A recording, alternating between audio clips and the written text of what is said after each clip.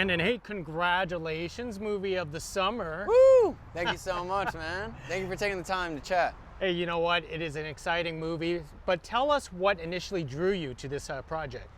So originally when I found out that Twisters was going to be a thing, the first thing I thought was I was terrified because I was like, oh, that's a classic, it's a legacy movie, and that'd be terrifying to touch. But then I found out Lee Isaac Chung was going to be at the helm of it directing the film, and then that got me excited. And I also thought that would have been too big for me and too good of a project to even be at reach for me to be cast in. And I'm just grateful to God that I got casted in it, and grateful to Lee Isaac Chung for trusting me to be in it. So, Well, then tell us the first time you saw the movie Twister. I was terrified because I watched it when I was younger. It came out, I was 1 year old when it came out, but then as years gone on, I grew up watching it as a kid, and it was one of the first movies that I have a memory of being terrified by, because just seeing that spectacle of a funnel going from the sky to the ground was freaking me out when I saw humans next to this tower of wind. But it also made me curious, where I was like, okay, what are these tornado things? I want to read more about them. So started doing research on tornadoes when I was younger. So when this came along, I was like, oh wow, it's all coming full circle in a funny way. Well, that sounds excellent. You obviously had to do some preparations before playing the role of Boone. Could you tell us about that prep process? Yeah, the prep process was fun because I got to watch a lot of storm chasers that are influencers, and they're on their channels informing and also chasing, and yeah, it was just a blast because they're so entertaining. They love what they do, and they just roar whenever something happens, and it's so cool to see that reaction of just, and to learn more about human ambition. You know, human ambition is so powerful, where we're willing to push boundaries of, like, going to space, let's say, and chasing tornadoes, going inside a tornado. Just that curiosity of a human being is very interesting, so it was cool to dive into that.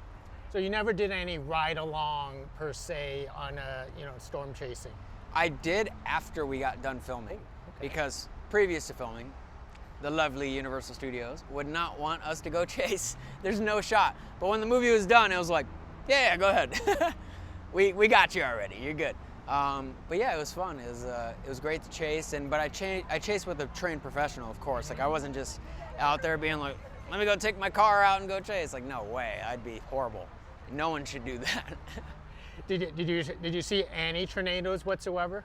We got close. We got into some big storms, but we never saw, like, the tornado touch down. But it got close though. It was pretty hectic weather.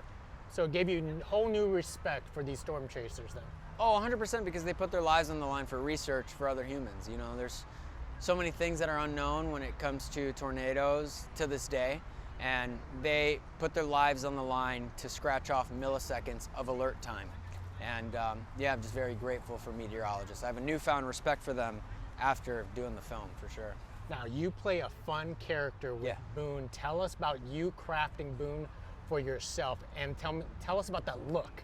Oh yeah, it was amazing because I never had to audition for the role of Boone.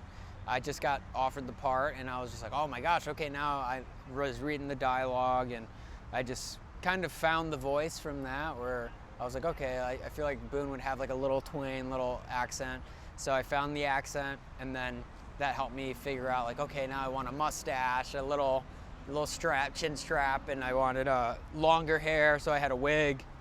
And then, yeah, just rugged down clothes and stuff. So it was cool to do that, because once I'm in the character fit, it just makes me move differently, talk differently, and just emote differently, which is awesome. That's like my favorite part of acting, is just being engulfed in another human, you know, that you craft from ground zero. Now, I have a lot of respect for actors like yourself, because one of the things that you get to do is to act inside this car that is in the background here.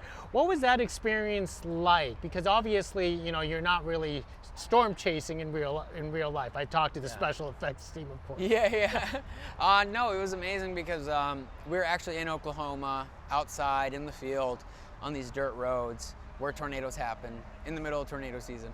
So there was an element of anything could happen, but being in this truck, I think this truck is going to carry a legacy, and it's just incredible to be a part of the legacy of Twister going into Twisters. And yeah, I just hope this piece ends up on the Universal Studios back lot, so I could talk about the memories of having no AC in the truck. We had to turn it off. We could only turn it on in increments because of microphones and stuff and audio. And yeah, but I had a blast with Glen Powell, Harry Head and Payton, and Sasha Lane in this thing. We have some memories in there for sure. What did the truck actually look like when you were actually in it? Oh, I mean, this is it. Like, this is the truck. And what's funny though is these doors, one of them has to be closed in order to open. So that was like one thing we dealt with on set. Fun fact.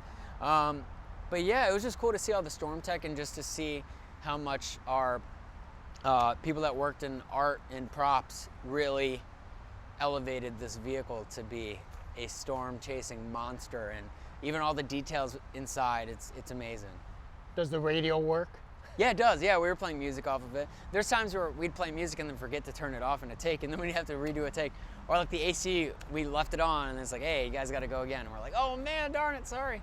But that's happened. That is so cool. So I'm just curious, like, what do you guys listen to out there in the middle of Oklahoma while kind of chasing storms? We had a playlist. We had like a fun little connected playlist where everyone could add songs that they think, and Lee Isaac Chung was throwing in music that was going to be in the movie, so I just got engulfed in that.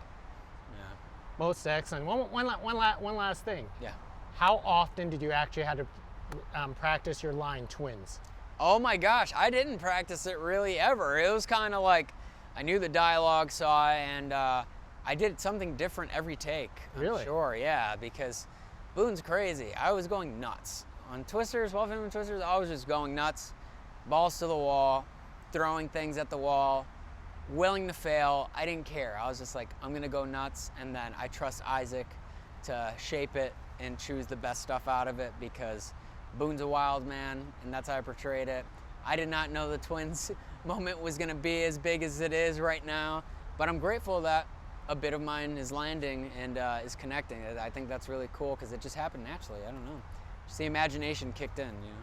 That is so true. I have no idea how you guys are going to top this, but Brandon, thank you very much. Thank you so much for the time. Cheers for chatting. And yeah, Twisters available at home. You could rent it and buy it right now on digital. Do it. Right. Cheers. Thank you.